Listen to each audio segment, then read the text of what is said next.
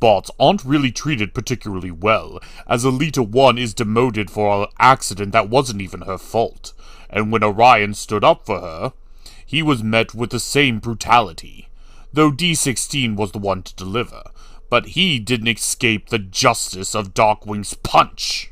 Okay, so we've just established that cogless bots are treated as less than second-class citizens, not even third or fourth class.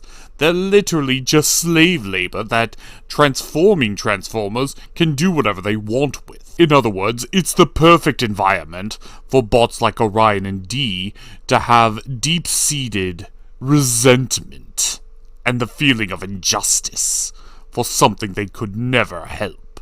We later cut to another area where D and Orion are talking about how unfair their life is, when a massive broadcast signal from their leader, Sentinel Prime, informing all of Cybertron's updates.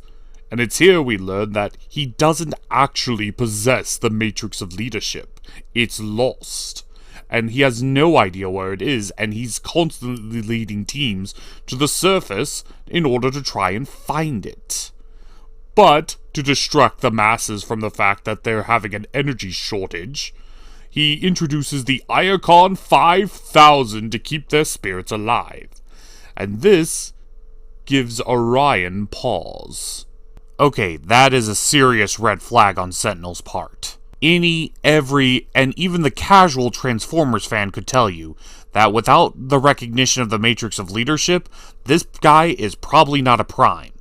Unless he was chosen by Primus himself. But if that was the case, why doesn't he have the Matrix of Leadership? Unless there's another Prime somewhere.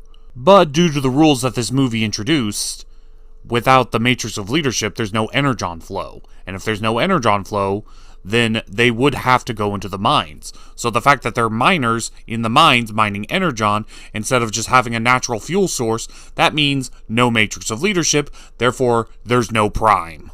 Well, later on in the night, Orion wakes up D and takes him to the roof in order to explain this crazy idea he's got.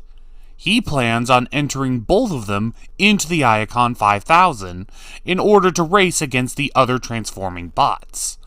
But D16 is quick to remind him of reality, that even transforming bots tend to suffer great casualties in that race. They would die. And he informs them, keep your head low, and let's just do our job and live our lives. As miserable as it is, at least we have that. Orion appears to accept this. And then the day of the race